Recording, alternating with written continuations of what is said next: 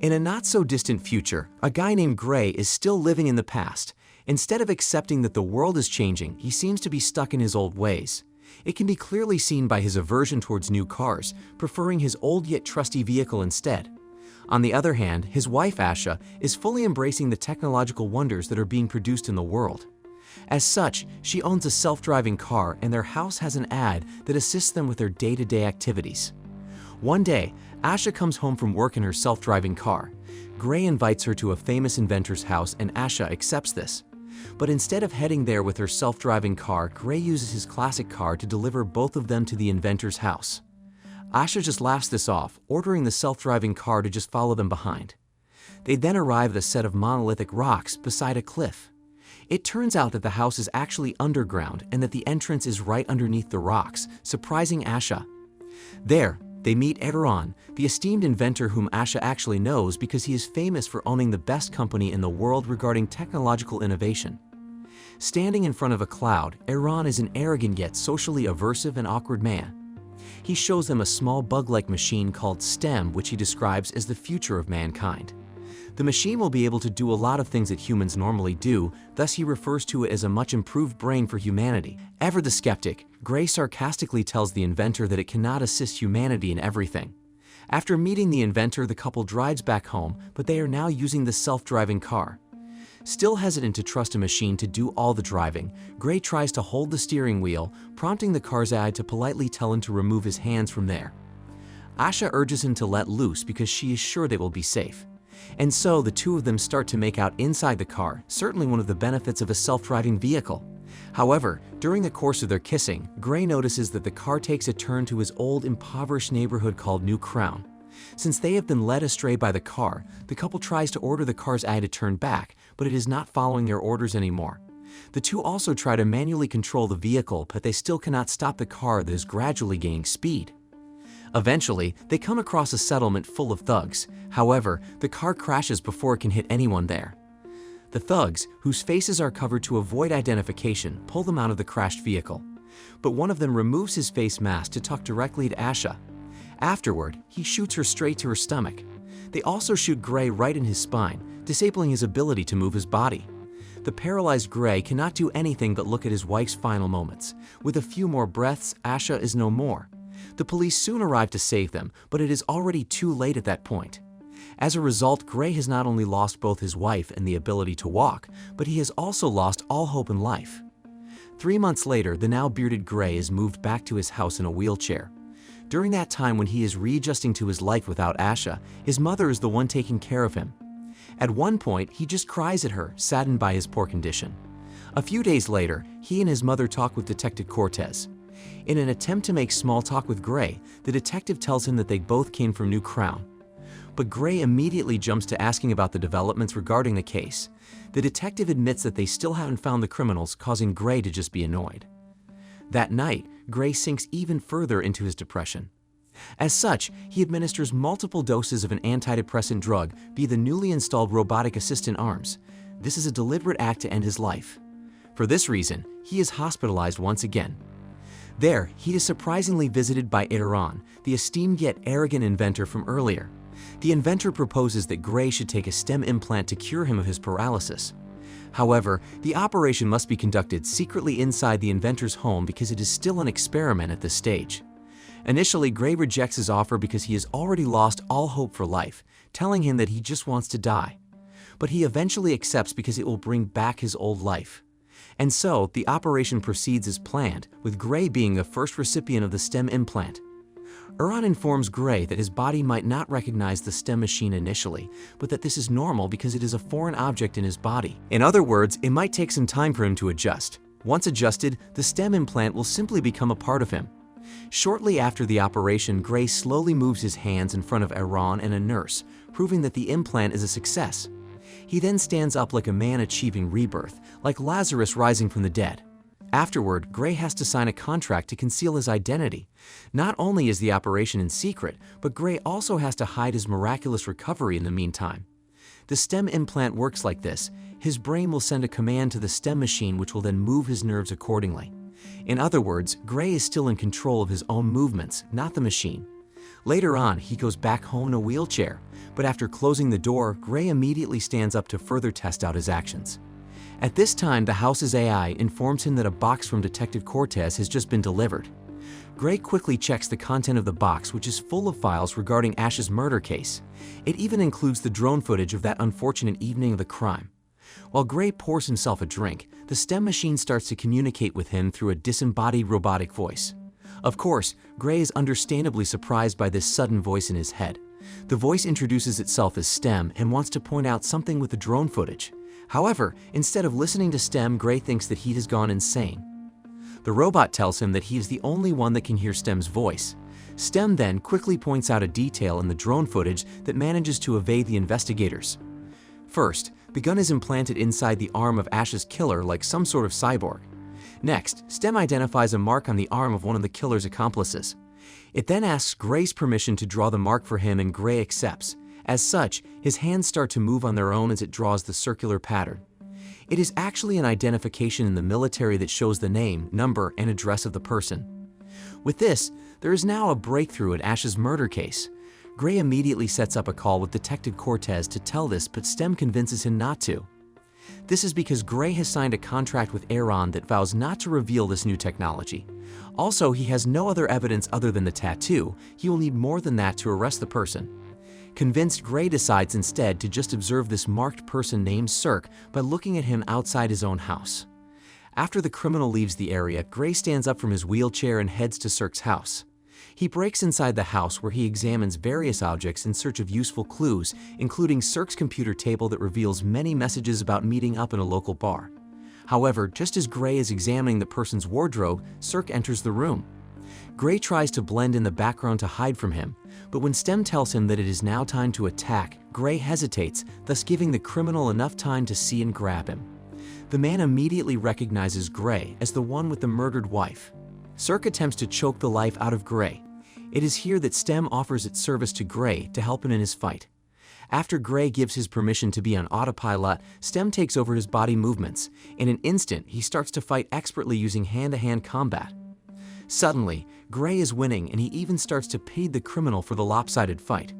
But because he has no full control of his body, STEM brutally executes Cirque in front of him. The sight of this is enough for Gray to vomit in the kitchen sink. After composing himself, STEM advises him to remove all of his traces in the house. Some days later, Detective Cortez and a doctor examine Cirque's lifeless body. They find out that his body is riddled with implants like computers, wirings, and a gun. Confused by the lack of perpetrators in the criminal's killing, the detective tries to look at the video footage around the vicinity. There, she sees Gray moving in a wheelchair near Cirque's house, raising her suspicion. Meanwhile, Gray talks with Aaron again, who is clearly furious at him. It turns out that Aaron has always tracked him via STEM because it is an expensive and important technology. When Aaron confronts him about this, Gray retaliates by angrily saying that STEM has been talking to him. This information surprises Aaron, who has not foreseen this development in his technology. Still, he lashes out at Gray for doing some kind of rogue detective work. As such, he wants him to stop this before anyone else can find out about it. That night, Detective Cortez visits Gray in the garage of his home to have a talk with him. After chatting with him a bit, the detective raises her suspicions about Gray being in the same exact neighborhood when Cirque was killed. But Gray has a solid alibi. As everyone knows, he is a paralyzed person, but the detective still has her eyes on him. After the detective has left his garage, a nervous Gray tells STEM that he wants to find the other criminals involved in Ash's murder, but he also doesn't want to kill anyone. STEM advises him that the next logical step for him is to go to the local bar where the other criminals might also be gathering. However, it warns him that if he does this, Iran will track him and shut down STEM. Since he used to live in New Crown, Gray knows where this bar is located. Despite STEM's warning, he heads there in his wheelchair. Taking advantage of his pathetic look, Gray asks the bar's patrons if anyone among them is related to Cirque. All of them laugh at him, but one of them, a black man, stands up to confirm that he is an ally of Cirque. When Gray tells him that he killed Cirque, the amused black man takes him to the bathroom to interrogate him. Some goons also come along with him. Inside the bathroom, the black man starts to pierce Gray's limbs using a knife to see if he is really paralyzed. Fortunately, STEM temporarily shuts down Gray's pain receptors so he cannot feel pain from this. He asks the black man if he was there when Asha was murdered. When the black man answers that he was indeed there, it is now time for Gray to move. He asks Stem to take over, and the confident Gray easily dismantles the enemy with his mechanical strikes.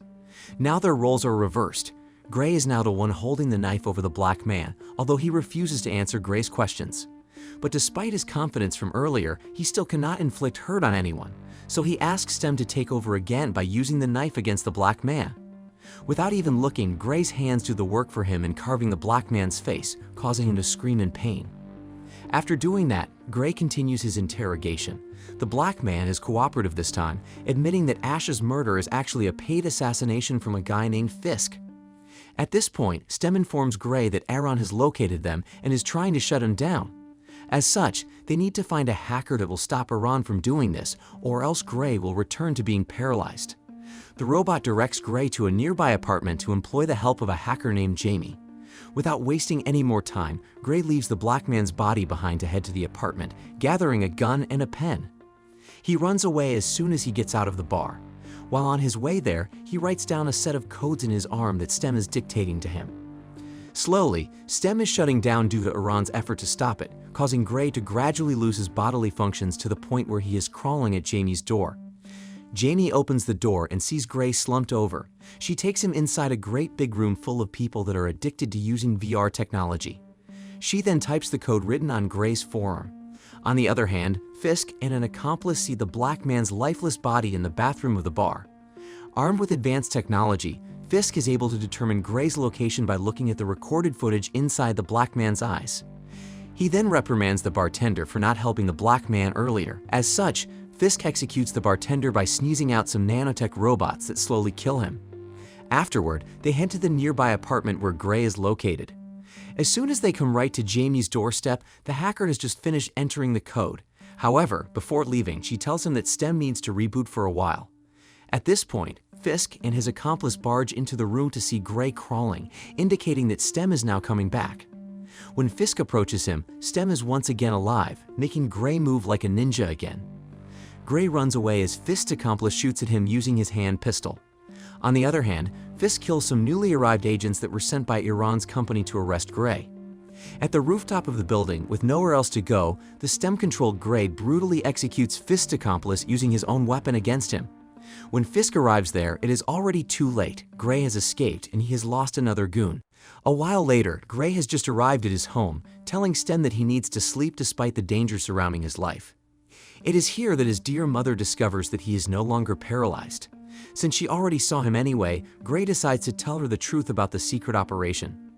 The following day, Gray is visited once again by Detective Cortez to ask about his wheelchair near the bar. Gray answers untruthfully again, even lashing out at the detective about their incompetence regarding the case. As such, the detective leaves the room with questions unanswered, although she discreetly leaves behind a hearing device. After Detective Cortez leaves, Gray tells Stem that they need to stop what they are doing because it is getting even riskier. However, Stem suddenly removes all of Gray's capability to move to show him that it has now taken control of him. It turns out that the hacking code from earlier has allowed Stem to be both untraceable and uncontrollable. Now it doesn't even need permission from Gray to move. Stem wants to finish the job of killing Fisk once and for all, and Gray has no choice but to comply because his movements are not his own anymore. Despite his mother's insistence, Gray leaves his house using his well-kept car. Outside, the detective follows Gray after hearing his conversation with Stem. At the highway, Gray discovers the hearing device that the detective had planted, thus letting him know that the detective already has an idea that he can move. A high-speed chase ensues between the two drivers. With Gray unable to shake her from his tail, Stem assists him by hacking a nearby A-driven car and driving it backward. The hacked car then hits the detective's car, stopping her in her tracks. Fortunately, she survives the crash. Without resting, Detective Cortez heads back to Gray's house to talk to his mother. She urges him to spill the beans regarding the truth about Gray. Meanwhile, Fisk has entered a dark establishment where Gray is already waiting for him. Fisk fails to detect him because Stem is temporarily shut down to hide Gray's implant.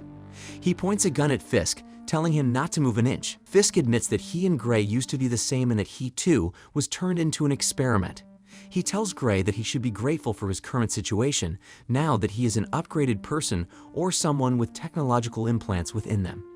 Finally, he admits that Gray is the real target, not his wife. It turns out that someone had paid Fisk to ruin Gray's spine. Hearing this, Gray attacks Fisk and a fierce battle erupts between them.